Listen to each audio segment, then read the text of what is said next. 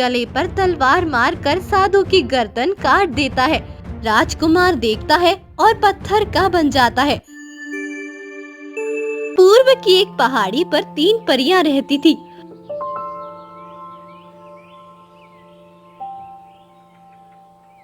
एक का नाम त्रिशा था, दूसरी का नाम रूहानी था। रूहानी बहुत सुंदर थी। उनकी माँ का नाम रानी परी था। माँ, मेरा मन करता है कि मैं आज पहाड़ी से नीचे जाऊं और पूरी दुनिया धरती वाली देख कर आऊं।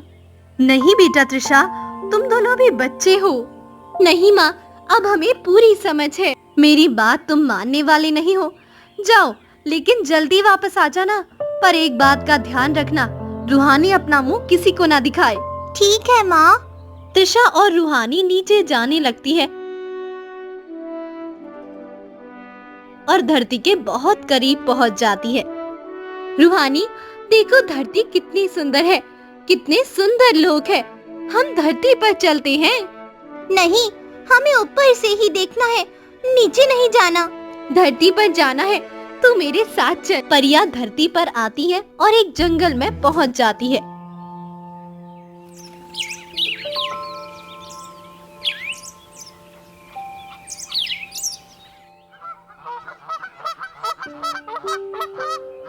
कितनी शांति है, बिल्कुल सपने जैसा लग रहा है। एक दानव आ जाता है। आओ मेरी परियों, तुम्हारा जंगल में स्वागत है। अब जब तुम आ ही गई हो तो वापस नहीं जा सकती। दानव त्रिशा की छड़ी जादू से गायब कर देता है। जब दानव जादू करता है, एक तलवार आती है और दानव के पेट में लगती है। बचाओ, बचाओ! दानव मर जाता है। जब परियां देखती है तो एक राजकुमार घोड़े पर बैठा होता है।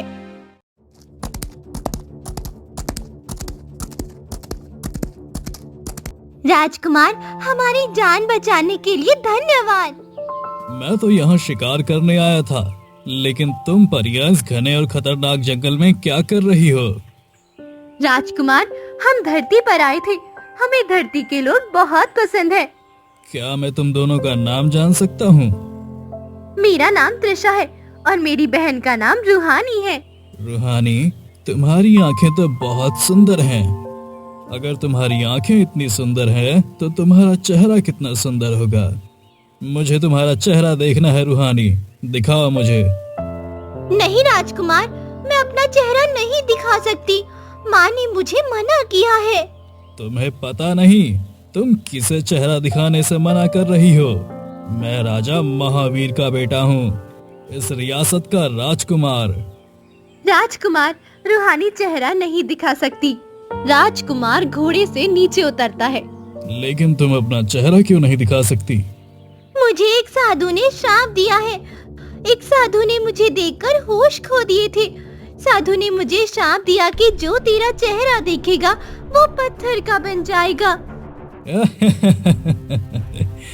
ये सब झूठ है। मुझे तुम्हारी बात पर यकीन नहीं है। तुम्हें अपना चेहरा दिखाना ही पड़ेगा। रूहानी अपने चेहरे से कपड़ा हटा देती है। राजकुमार देखता है और पत्थर का बन जाता है।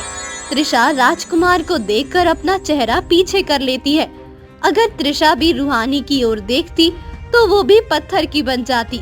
रूहानी फिर अपना मुंह छिपा लेती है। रूहानी, तूने ये क्या किया? मेरी बात इसे मजाक लग रही थी। मुझे गुस्से में मुंह दिखाना पड़ा। चलो अब परी लोग चलते हैं, इससे पहले कोई और संकट आ जाए। रूहानी और त्रिशा दोनों परी लोग जाने लगती है।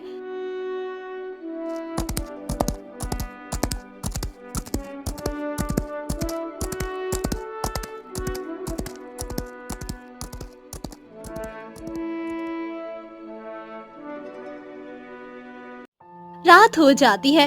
राजा महावीर सोच में पड़ जाते हैं। राजा जी, आज आप परेशान क्यों लग रहे हैं? मंत्री जी, राजकुमार सुबह से घर नहीं आया, पता नहीं कहाँ है। हाँ, ये तो सच में परेशानी की बात है। सैनिक, जाओ पता करो राजकुमार कहाँ है। उसे जल्दी से जल्दी महल में लेकर आओ। जो आज्ञा महाराज।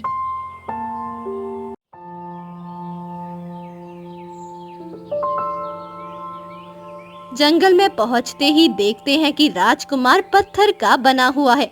एक सैनिक घोड़े से उतरकर राजकुमार के पास जाता है। राजकुमार जी, ये तो पत्थर के बन गए हैं, ये कैसे हो सकता है? सैनिक राजकुमार को घोड़े पर महल की ओर ले जाने लगते हैं।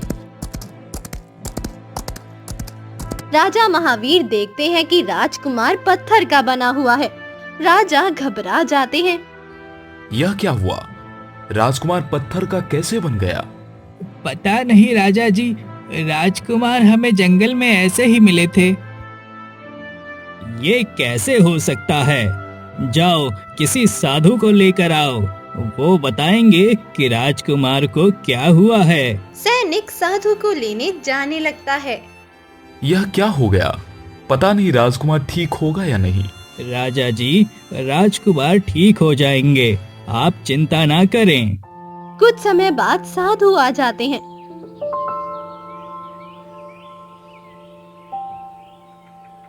साधु, देखो मेरे बेटे को क्या हुआ है, यह पत्थर का क्यों बन गया? ये श्राप मेरा दिया हुआ ही लग रहा है। मैं आपकी बात समझा नहीं। मुझे ध्यान लगाने दो। साधु ध्यान लगाते हैं। कुछ समय बाद आंखें खोलते हैं। ये श्राप मेरा ही दिया हुआ है, एक परी को दिया था। मैं 5 साल पहले पूर्व की पहाड़ी पर ध्यान लगा रहा था। एक परी मेरे पास से जा रही थी। वो बहुत सुंदर थी। उसकी महक ने मेरा ध्यान भक्ति से हटा दिया। मैं गुस्से में आकर उसको श्राप दे दिया कि जो तेरा मुंह देखेगा वो पत्थर का बन जाएगा।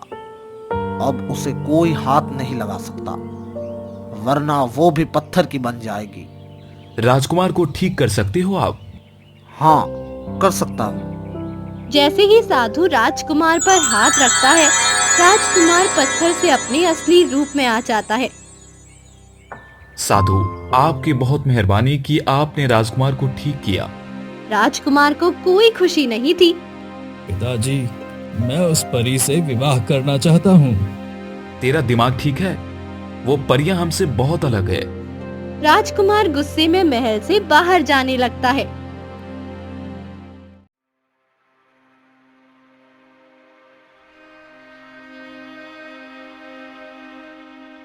त्रिशा, राजकुमार ने हमारी जान बचाई थी। उस दानव से मैंने ही उसे पत्थर का बना दिया। तेरा कोई कसूर नहीं है। वो जबरदस्ती कह रहा था कि चेहरा दिखाओ, चेहरा दिखाओ। मैं उस जंगल में जाना चाहती हूँ। मैं पूरी कोशिश करूंगी अपनी शक्तियों से राजकुमार को फिर से ठीक कर सकूं। वो साधु का शाप है, हम ठीक नहीं कर सकते। ये कहकर त्रिशा परी रूहानी परी से चली जाती है। नहीं, मुझे वहाँ जाना चाहिए। राजकुमार ने हमारी जान बचाई, मैंने उसे पत्थर का बना दिया। रात होती है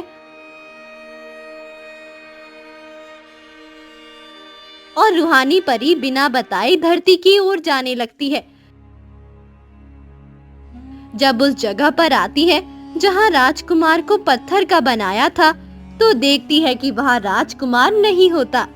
राजकुमार कहाँ है? पर राजकुमार को पत्थर का यही बनाया था मैंने। फिर चिंता में वापस परी लोग जाने लगती है।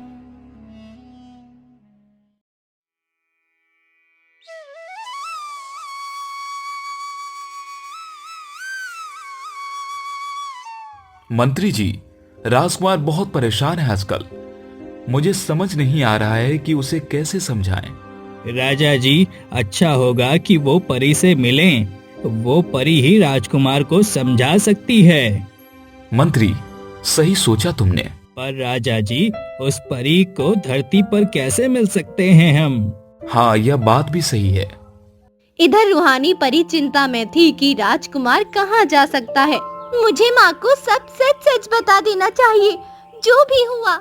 रूहानी परी अपनी माँ के पास जाती है। माँ, मुझे आपसे एक बात करनी है। रूहानी परी रानी परी को सब बता देती है। जिसने तुम्हारी दानव से जान बचाई, तुमने उसे ही पत्थर का बना दिया। मुझसे बहुत बड़ी गलती हो गई। पर राजकुमार की मूर्ति कहाँ जा सकती है? हाँ माँ, मुझे भी इस बात की चिंता हो रही थी। हम धरती पर जाकर आते हैं। राजमहल में तुझे जो सजा देंगे तुझे कबूल करना है। ठीक है माँ। रूहानी, त्रिशा और रानी परी धरती पर राजमहल में जाने लगती है। जब महल में आती है तो देखती है कि राजकुमार गुस्से में बैठा होता है। तीनों परियां हैरान हो जाती है। तुम यहाँ कैसे? राजकुमार, तुम तो पत्थर के बन गए थे। मुझे साधु ने ठीक कर दिया था। राजा महावीर भी वहाँ आ जाते हैं। पिताजी, ये वही परी है जिसका नाम रूहानी है। मैं इससे ही विवाह करना चाहता हूँ। नहीं राजकुमार, यह अपनी दुनिया से बहुत अलग है। नहीं पिताजी, मुझे चाहे जो करना पड़े, मैं रूहानी परी से विवाह करके रहूंगा। नहीं राजकुमार, रूहानी परी को साधु ने श्राप दिया है। जो उसका मुंह देखेगा वो पत्थर का बन जाएगा, जो इसे हाथ लगाएगा वो भी पत्थर का बन जाएगा और रूहानी परी भी पत्थर की बन जाएगी। मुझे बताओ, रूहानी परी को किसने श्राप दिया है? जब तू पत्थर का बन गया था, उस साधु ने बताया था कि यह शाप उसी परी को मैंने दिया था। 5 साल पहले जब पूर्व की पहाड़ी पर ध्यान लगाकर बैठा था। उस साधु ने श्राप दिया है रूहानी परी को। मैं भी उसे कहता हूँ कि अपना श्राप वापस ले। गुस्से में राजकुमार घोड़े पर बैठकर साधु की ओर जाने लगते हैं। साधु के पास पहुंच जाते हैं। साधु, अपना श्राप वापस लो, क्योंकि मैं उस परी से विवाह करना चाहता हूँ। मैं श्राप वापस नहीं ले सकता और तू परी से विवाह नहीं कर सकता। तुम दोनों पत्थर के बन जाओगे। ठीक है साधु, अगर तू ना रहा तो श्राप भी नहीं रहेगा। राजकुमार गुस्से में साधु के गले पर तलवार मारकर साधु की गर्दन काट देता है। उधर रूहानी परी की बेचैनी होती है।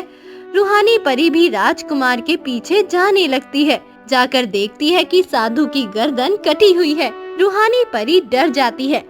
रूहानी परी, तुम आज श्राप मुक्त हो गई। जैसे ही राजकुमार रूहानी परी पर हाथ रखता है, दोनों पत्थर के बन जाते हैं। पीछे राजा महावीर, दोनों परियां त्रिशा और रानी परी आ जाती है। मेरी बेटी ये क्या हो गया? त्रिशा भी रोने लगती है। राजा बहुत चिंता में पड़ जाते हैं। फिर कटी हुई गर्दन से साधु की आवाज आती है। राजा महावीर, तेरे बेटे ने अच्छा नहीं किया। अब ये 2 मूर्तियां तब तक पत्थर की रहेगी जब तक दुनिया बसती है।